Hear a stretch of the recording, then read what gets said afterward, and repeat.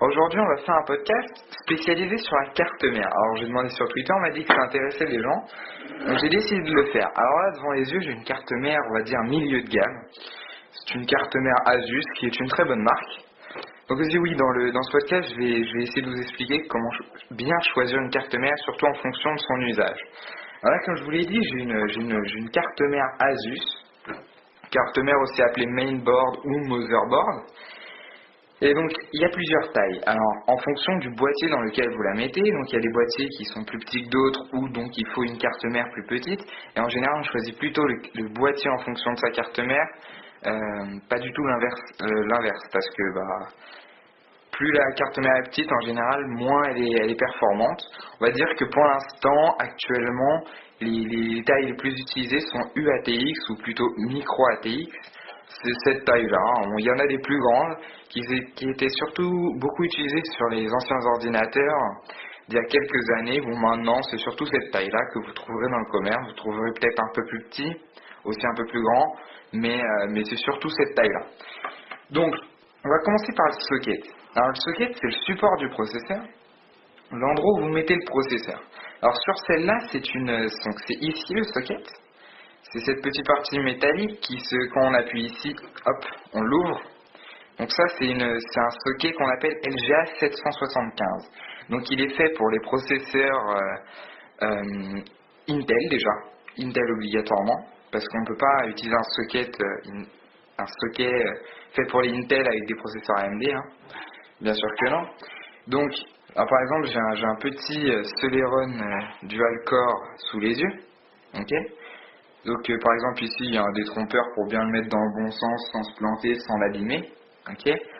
Donc ce que je vous disais là c'est une référence du socket, donc le LGA 775, vous pouvez mettre des Celeron Duo, des dual core, des corps de duo et des corps de quad. Attention, les i7, i3, i5 ne sont pas prises en compte par cette technologie.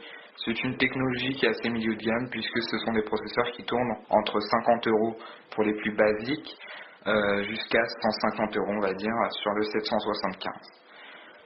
Donc voilà, il faut faire très attention, c'est pour ça que je l'ai mis sur un Kleenex.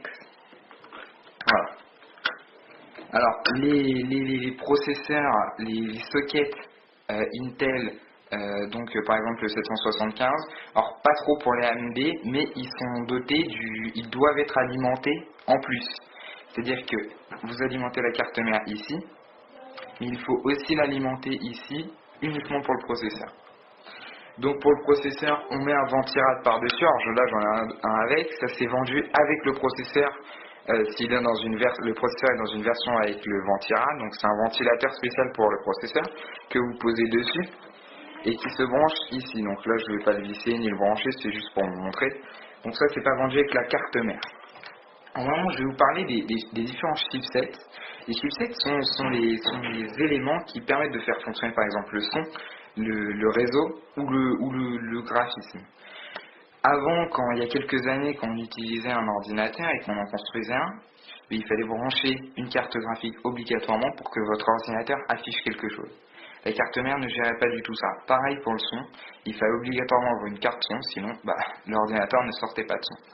Alors que maintenant, comme c'est plus évolué, les cartes mères ont d'origine par défaut des chipsets graphiques, on va commencer par les graphiques, qui sont sur celle-là, c'est un chipset graphique AMD Intel, mais donc il y a des cartes mères plus haut de gamme avec des meilleurs chipsets graphiques. Donc par exemple, si vous faites de la bureautique, de l'internet, pas besoin de s'acheter une carte graphique à 250 €. Le chipset graphique de la carte mère fera amplement l'affaire. Alors pareil pour le son. Avant, avec le son, comme je vous l'ai dit, il fallait obligatoirement une carte son à brancher par-dessus en plus pour pouvoir avoir du son. Et bien aujourd'hui, c'est tout simple. Il y a un chipset de son qui est inclus dans la carte mère et qui vous permet de ne pas avoir de carte son et que ce soit directement intégré. Alors vous allez me dire, oui, mais si je veux faire un peu plus de son, que j'écoute beaucoup de musique, c'est mieux que j'ai une carte son. Et alors pas du tout. On peut toujours acheter des cartes son. Sauf qu'il n'existe plus de cartes son bas de gamme. Maintenant, les seules personnes qui mettent des cartes son sur leurs ordinateurs, sur leur carte mère en plus, sont des gens du milieu professionnel audiovisuel. C'est-à-dire que par exemple un studio de musique qui ont des ordinateurs auront besoin d'une largement meilleure carte son et qualité audio que un utilisateur lambda comme moi, vous. Voilà. C'est donc en général, on n'a pas besoin, à moins que vous ayez un studio dans votre salon, ça sert à rien. Donc après, au niveau des connexions, alors ça c'est ce qui apparaît derrière votre ordinateur. Donc là vous avez les différentes sorties audio. Donc entrée ligne, entrée microphone, et là c'est prise casque. Ici vous avez 4 ports USB, donc que vous pouvez étendre avec des prises ici pour rajouter des prises USB si on en a besoin de plus, parce que 4 c'est quand même assez limité, on va dire. Dans les cartes mères récentes, il y a des ports USB qui incluent l'USB 3. Donc l'USB 2 c'est la version que tout le monde a sur les ordinateurs portables ou fixes actuellement, et la 3 est en train de débarquer et offre des débits largement supérieurs, sauf qu'elle est assez freinée, cette nouvelle technologie, par Intel qui n'est pas encore prêt à l'USB 3. Donc par exemple, ce qui se passe, c'est que par exemple dans certaines cartes mères Asus, donc là je vais citer une carte mère Asus qui coûte dans les 100 euros, ouais, je sais pas comment on dit. En fait vous avez 2 ports USB 3 et le reste est en USB 2. Donc là par exemple ici c'est USB 2 2.0 uniquement. Ensuite vous avez le port Ethernet RJ45, bon, puisqu'il y a le chipset réseau intégré dedans. Donc voilà, aucun problème, pas besoin de carte réseau, sauf si vous voulez faire par exemple du Wake Online qui vous permet d'allumer et d'éteindre votre ordinateur à distance. Bon, une carte réseau, à moins que votre ordinateur vous a servi en serveur, une carte réseau n'est pas indispensable. Ou sinon si vous voulez le faire Wi-Fi. Mais bon, en général, c'est pas très très important. Prise VGA classique.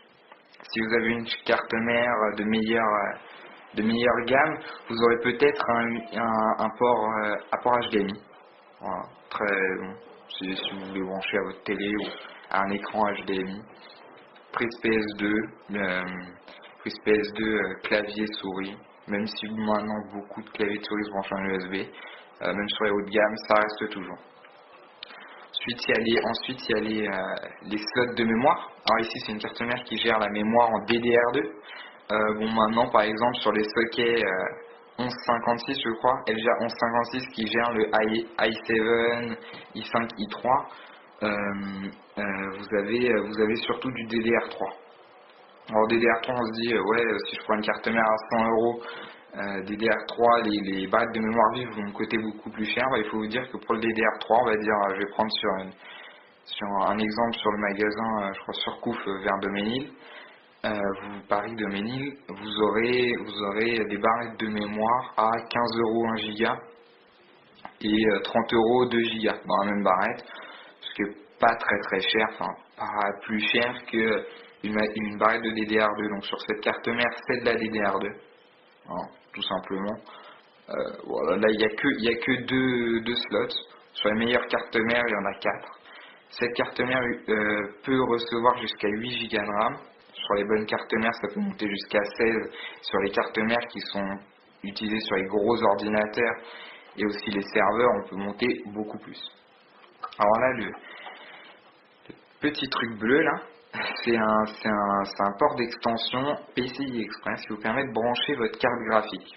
Alors là pareil, c'est carte graphique uniquement et ça sert uniquement à quelque chose si vous voulez décoder de la vidéo en 1080, si vous voulez faire du jeu vidéo, on va dire que pour des petits jeux genre Counter Strike, les chipsets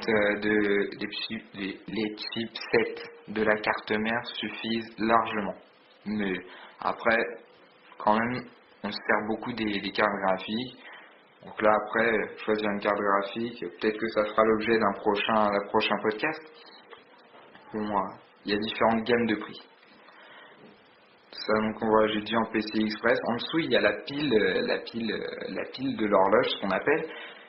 Si vous avez des problèmes avec votre ordi, que vous tombez sur des forums qui vous disent d'enlever et de remettre la pile de l'horloge, en fait, c'est tout simplement elle porte ce nom-là, puisque c'est c'est grâce à elle que l'horloge interne est toujours réglée, même si elle est hors tension. C'est-à-dire que là, même si rien n'est branché autour de ma carte mère sait qu'elle est réglée.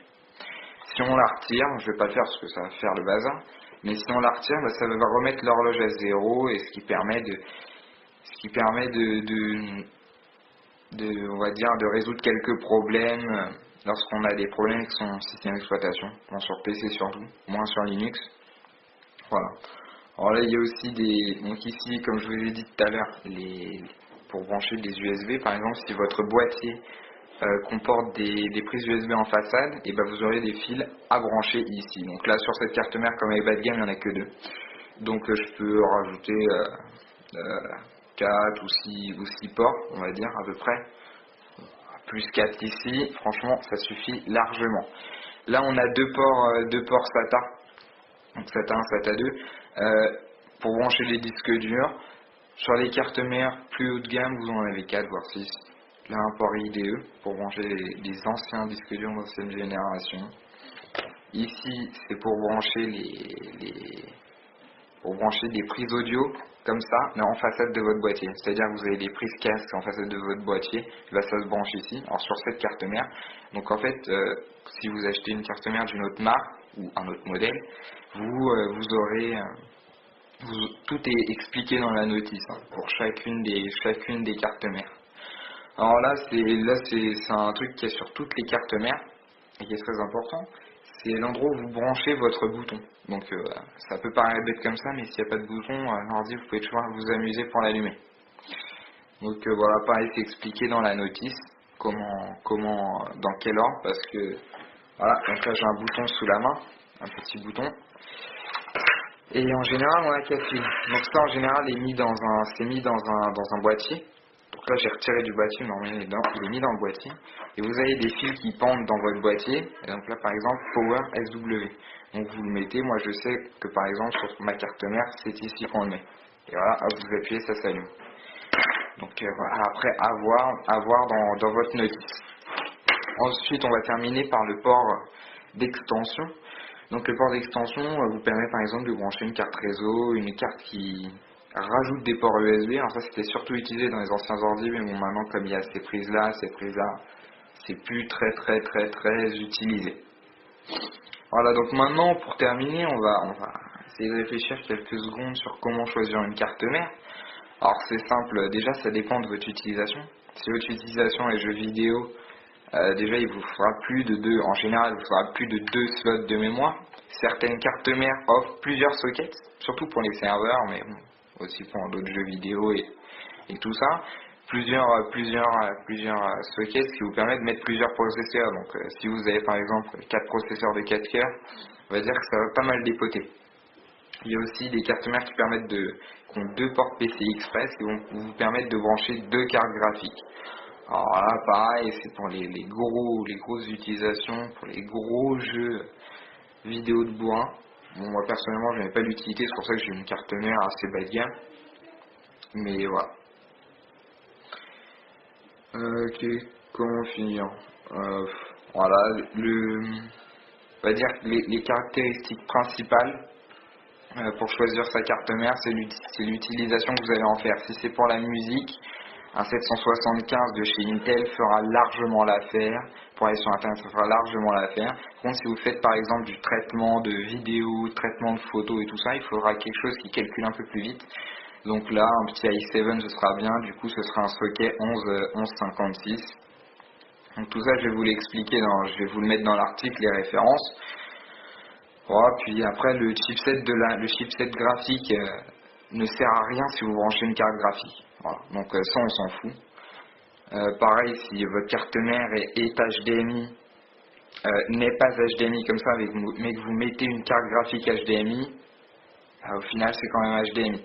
Donc voilà, si vous par exemple, ça sert à rien d'acheter une carte graphique uniquement pour avoir de l'HDMI si vous avez déjà un port HDMI.